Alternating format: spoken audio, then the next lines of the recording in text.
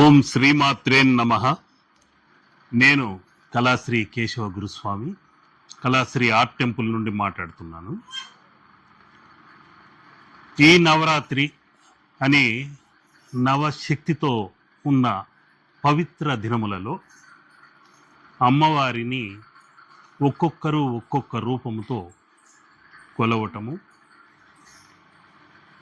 కొలిచిన వెంటనే ఆ తల్లి వరాల జల్లు కురిపించటము జరుగుతూ వస్తుంటుంది. అమ్మ అనుగ్రహానికి పాత్రులైతే అంతకంటే జీవితంలో మరొక అదృష్టమంటూ ఉండదు. కోట్లు ఉన్నా కొందరికి ఆరోగ్యం లోపించవచ్చు. కోట్లు ఉన్న కోటీశ్వరులైన మనశ్శాంతి లేకపోవచ్చు. అనేక రకాల కోర్టు వ్యవహారాల్లో ఇరుక్కొని ఉండవచ్చు. బంధువులే రాబంధువులై పీడించవచ్చు. భార్యాభర్తల మధ్య అన్యోన్యత లేకపోవచ్చు. అన్నీ ఉన్నా సంతానం లేకపోవచ్చు.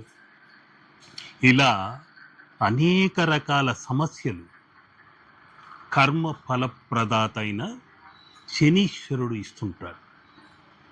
ఆ కర్మను అనుభవించడానికే మనం ఈ దేహాన్ని ధరించాం.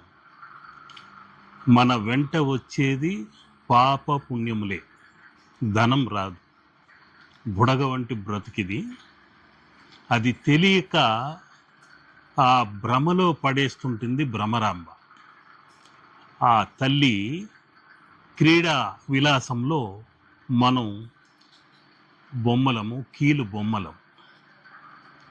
ఉన్నంతలో ఈ జీవన పయనంలో సార్థకత చేసుకోవటానికి ఆయురారోగ్య భోగభాగ్యములతో, మానసిక ప్రశాంతతతో మన జీవన పయనం సాగాలి.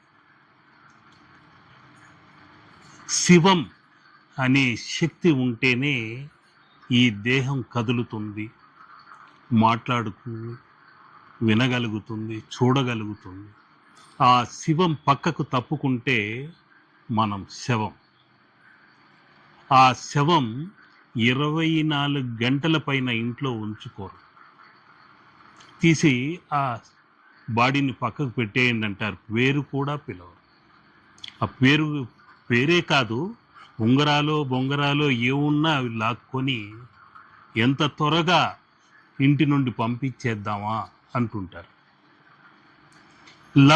లబ్డబ్ అనే ఆ శక్తి అమ్మ హృదయ స్పందన చేయిస్తూ మనల్ని ఆ జీవన యాత్రలో ముందుకు నెడుతూ ఉంటుంది.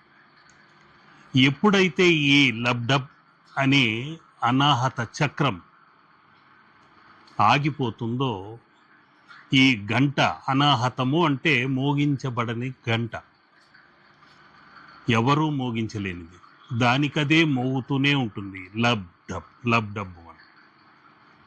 అటువంటి గంటను మోగించే శక్తే చంద్రఘంటాదేవి. ఈరోజు ఆ చంద్రఘంటాదేవి అనుగ్రహం మనం అందరం పొందాలి. ఈ అనాహత చక్రంలో హృదయ స్పందన శక్తివంతంగా, ఆరోగ్యకరంగా ఉండాలి. అటువంటి చంద్రఘంటాదేవిని ఓం శ్రీమాత్రే చంద్రఘంటాదేవి అని స్మరణ చేసుకోండి. ఆ తల్లి అనుగ్రహానికి పాత్రులు కండి. ఈ గంట ఇక్కడ ఆగిపోతే ఇంటి బయట ఇంకో గంట మోగుతుంది. ఈ శంఖం ఇక్కడ ఆగిపోతే ఇంటి బయట ఇంకో శంఖం పూరించవలసి వస్తుంది.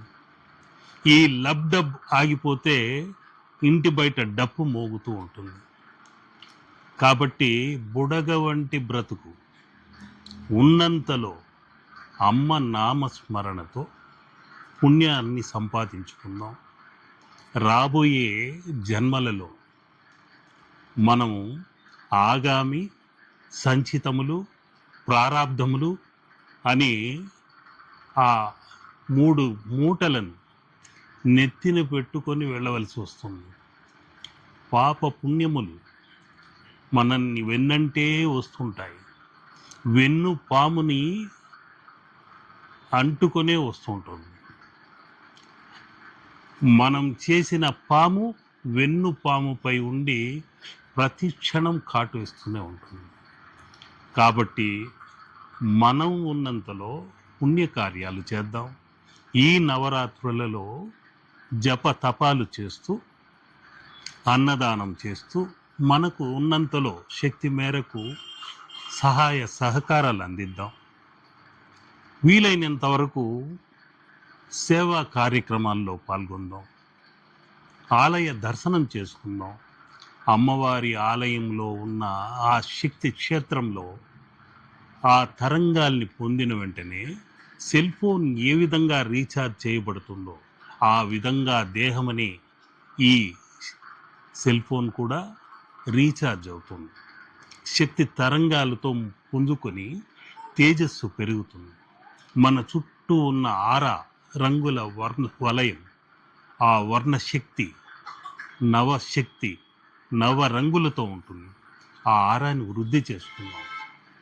ఆ చంద్రఘంటాదేవి అనుగ్రహంతో గుండె కూడా పదిలంగా ఉండాలి. 10 కాలాల పాటు మీరందరూ చల్లగా ఉండాలని కోరుకుంటూ లోకా సమస్త సుఖినో భవంతు.